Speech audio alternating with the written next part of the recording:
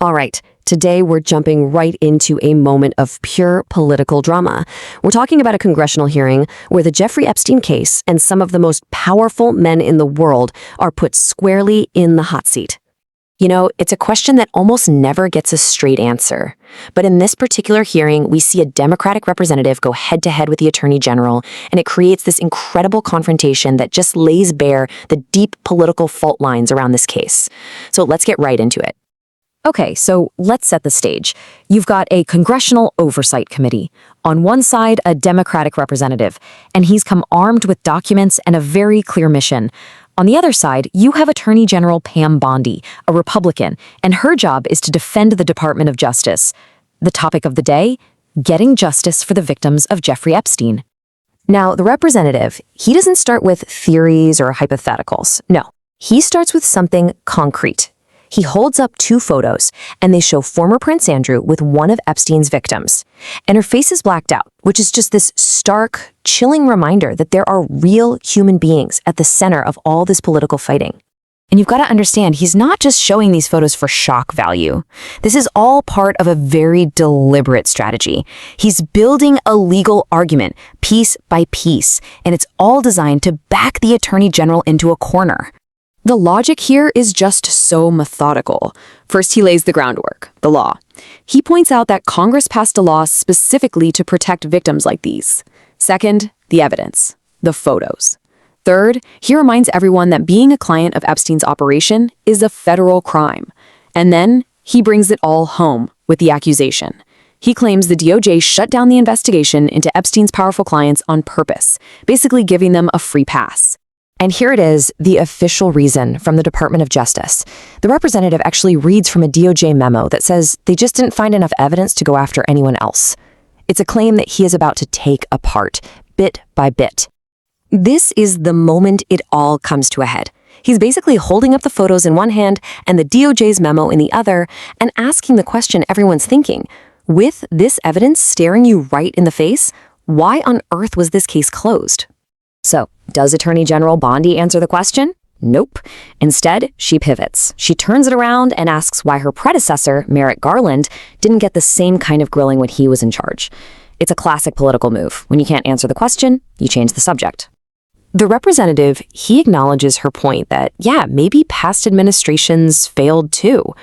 But then he strategically widens his attack and brings another huge name into the conversation, Donald Trump. And what happens next is just, wow. The contrast is incredible. The representative asks a very specific, factual question about a party, but Bondi's response? It's not an answer. It's just this immediate, passionate dismissal of the entire line of questioning as ridiculous. So Bondi reframes the whole thing as a partisan attack. She argues that this is all just a political hit job, an attempt to distract from Donald Trump's accomplishments. In her version, he's the one being targeted. Well, the representative is clearly not satisfied. He uses a procedural move. He says, I reclaim my time, which is basically Congress speak for, oh no, I'm not done with you yet. And this, right here, is where the hearing shifts from a tense debate to a direct, personal showdown. He looks right at the Attorney General and drops an absolute bombshell. It's one of the most serious accusations you can possibly make in a setting like this. He's saying that her statement that there's no evidence against Trump is a flat-out lie under oath. And her reaction is instantaneous. It's furious. She fires right back.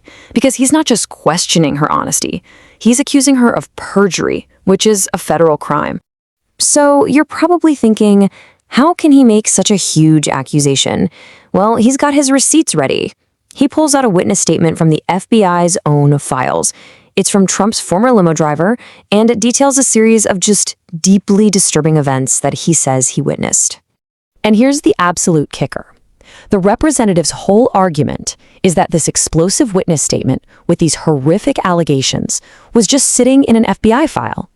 And, he claims, the Department of Justice never even bothered to interview the guy. This, he argues, is the very evidence that Attorney General Bondi just claimed, under oath, didn't exist. But just as the hearing reaches its absolute boiling point, the rigid rules of Congress just step in. The clock runs out, and this explosive standoff is left with no resolution. Before his time is officially up, though, the representative makes one last point. He brings the focus right back to the people at the heart of it all.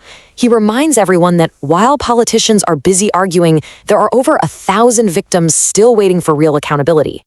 And with his very last seconds, he delivers a final parting shot aimed directly at the Attorney General. It's just a raw, damning condemnation of how her department has handled this case. And just like that, it's over. The committee chair announces his time is up. The Attorney General asks if she can respond, but she's denied. All those accusations are just left hanging in the air, completely unanswered. What this hearing really gives us is a raw, unfiltered look at that messy place where power, politics, and justice all collide. It's a perfect case study in how accountability can be fought for and how it can be deflected. And it really leaves us with this unsettling question. In a system where the clock can literally run out on the truth, what does real accountability even look like?